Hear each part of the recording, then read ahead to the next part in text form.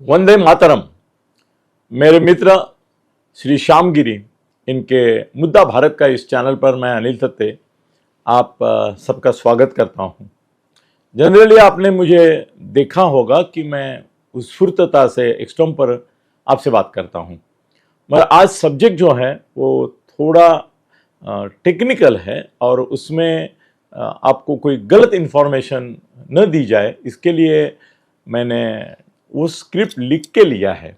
ऐसा स्क्रिप्ट वगैरह करता नहीं हूँ मैं, क्योंकि आपको एग्जैक्टली क्या है, क्या हुआ है, ये जो कश्मीर का मामला है उसके बारे में तो क्षमा कीजिए, मैं वो आपको पढ़ के सुना रहा हूँ, मगर ये पूरा सुनने के बाद आपको लगेगा कि आपको बहुत सारी जानकारी इस विषय में मिली है जो अब तक कहीं मिली नहीं थी।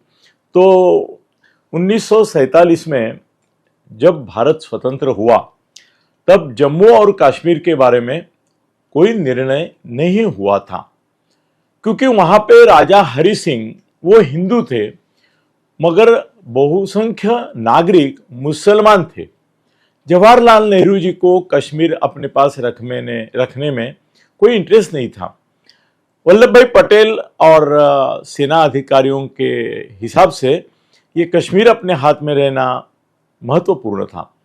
हरि सिंह खुद स्वतंत्र राज्य, उनका अपना राज्य कश्मीर में चाहते थे।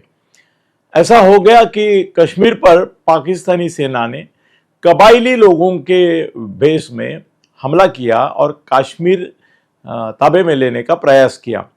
हरि सिंह ने भारत के पास, नेहरू जी के पास मदद मांगी, मगर नेहरू जी ने उनको कहा कि हमारे में अगर आप विलीन हो रहे हैं तो ही हम आपको मदद करेंगे, नहीं तो जो होना है वो होने दो। फिर आखिर श्रीनगर तक फौजें पहुंची पाकिस्तान की, तब हरि सिंह इन्होंने बोला कि ठीक है मैं भारत में आता हूं। फिर भारत सेना ने प्रति हमला किया उन पाकिस्तानी लोगों पे और उनको थोड़ा खदेड़ा, थोड़े हद तक वो गए पीछे। मगर नेहरू जी की एक नीति थी, जब भारतीय सेना खदेड़ रही थी और जहां तक सोचते आप वहां तक खदेड़ सकती थी, मतलब पूरा कश्मीर जो था वो जीत सकती थी, उतने में नेहरू ने ऐसा सोचा कि अरे लोग ऐसा तो नहीं बोलेंगे दुनिया के कि भाई मैंने बल प्रयोग करके कश्मीर का ये किया, तो चलो यूनो में जाते हैं। और उन्होंने ये प्रॉब्लम जो है वो यूनो में लिया और युद्धबंदी कर ली, और युद्धबंदी की वजह से आधे से ज़्यादा कश्मीर पाकिस्तानी वो जो लोग थे उनके कब्जे में रह गया। अभी इसमें और एक बात है कि अभी कश्मीर की प्रशासकीय हालत क्या है। ये जो पाकिस्तान व्याप्त कश्मीर बोलते हैं हम, पीओके, वो आज़ाद जम्मू कश्मीर इस नाम से भी जाना जाता है। और ये जो है वहाँ पे ये पाकिस्तान का हिस्सा नहीं माना जाता ऑफिशियली, वो पाकिस्तानी स्टेट या प्रांत या राज्य नहीं है, वो स्वतंत्र अपना खुद का शासन है उनका। उनकी लोक संख्या 46 लाख है और 10 जिले हैं इस राज्य के। उनके राज्य मतलब राष्ट्र ही मानते हैं वो खुद को। और हर एक जिले में तहसील वगैरह जो रचना अपने यहाँ होती है वैसी भी है। इसमें गिलगिट और बल्टिस्तान समाविष्ट है, मगर उनका प्रशासन अपना अलग है और वो पाकिस्तान के साथ जुड़ा हुआ है। अभी आज़ाद जम्मू कश्मीर जो है उसके हालात, हमको उसके बारे में कभी हम चर्चा नहीं करते, पहली बार ये शायद आप सुन रहे कि बैरिस्टर सुल्तान मोहम्मद चौधरी ये 25 अगस्त 2021 के से यहाँ के अध्यक्ष हैं, और इसके पहले वो पंतप्रधान थे और बहुत सारी बार उन्होंने जम्मू कश्मीर विधानसभा में भी चुनाव जीता था। अभी वो वहाँ के हैं। और चौधरी अनवर उल हक ये प्रधानमंत्री है वहाँ के। ये जो जम्मू का कश्मीर का हिस्सा पाक वक्त है वहाँ का, मगर वो राष्ट्र करते उनकी संसद है, न्यायालय है, उच्च न्यायालय, विधानसभा है, और पाकिस्तान का नियंत्रण है जैसे केंद्र शासित रहता है वैसे।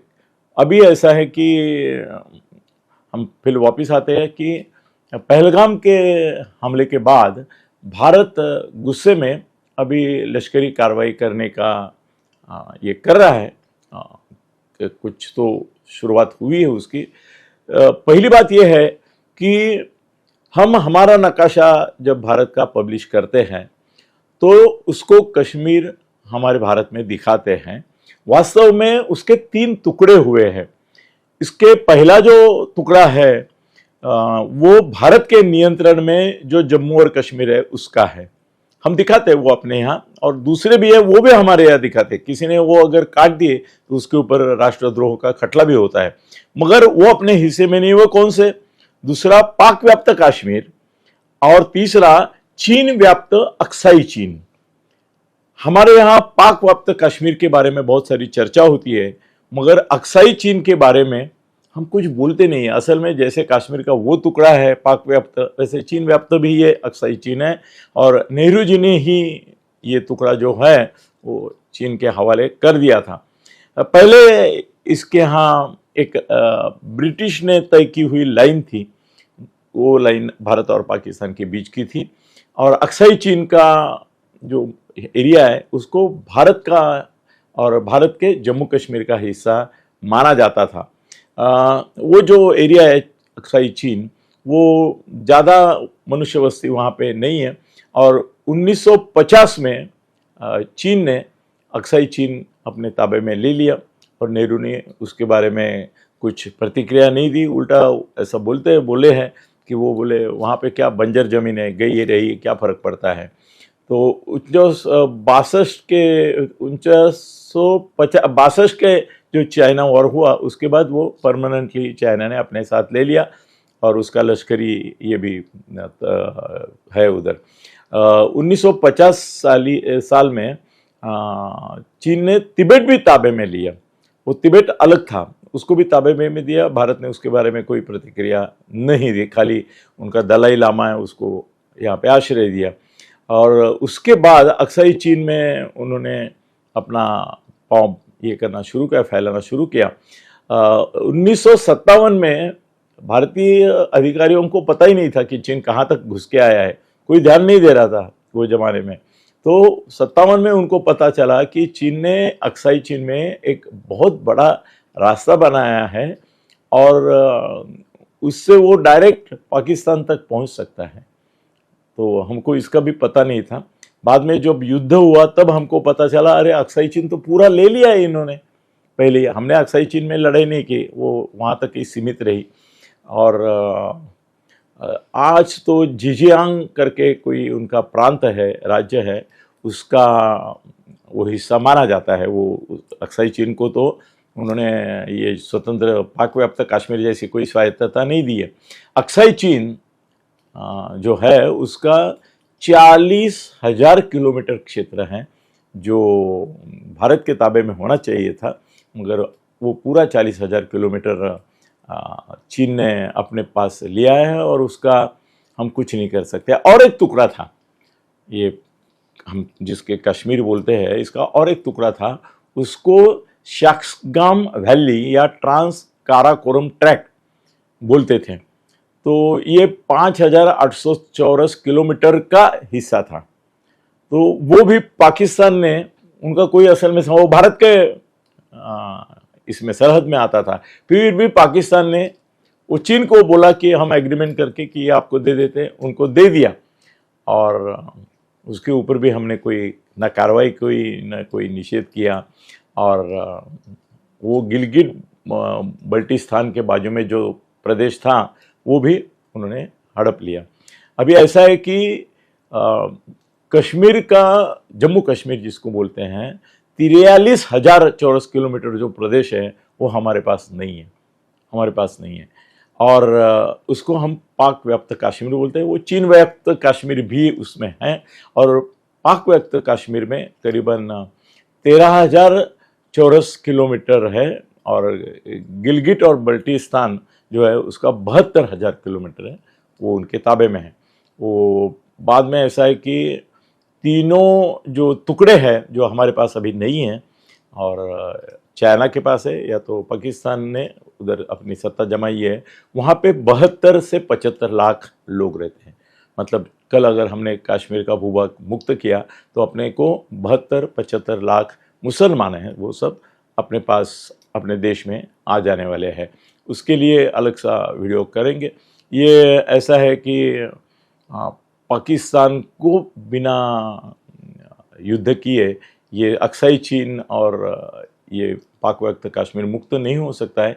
और आप मुक्त करने जाएंगे जब भी पाक व्याप्त कश्मीर, तो चीन बाजू में है, उनको लगेगा कि भाई पाक व्याप्त कश्मीर मुक्त करने के बाद नेचुरली ये चीन का जो ये है अक्साई चीन, वो भी लेने की कोशिश करेंगे।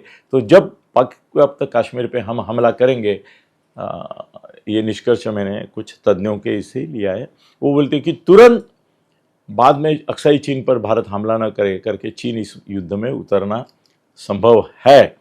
अभी इसमें ये अपने पास आना बहुत फ़ायदेमंद रहेगा, क्योंकि इसकी वजह से हम अफ़गानिस्तान तक अपनी सीमा जोड़ सकते हैं। मगर प्रॉब्लम ये है कि इसके लिए जो बड़ा युद्ध करने पड़ेगा, क्या इतना बड़ा युद्ध करने के तैयारी में भारत है? तो अभी जो आ रहे हैं इससे मन से है, मगर फिज़िकली ऐसा करने के लिए जो समय लगेगा वो बहुत बड़ा होगा और उसके लिए बहुत तैयारी करनी पड़ेगी। अभी ऐसे घर तोड़ो ये करो होता रहेगा, मगर भारत के हाथ में पाक व्याप्त और चीन व्याप्त कश्मीर जो है वो आने के लिए बहुत साल लगेंगे, ऐसा निष्कर्ष इसके तज्ञ बताते हैं। मैंने जो भी इसके बारे में वास्तवता है वो आपके सामने रखी है। धन्यवाद।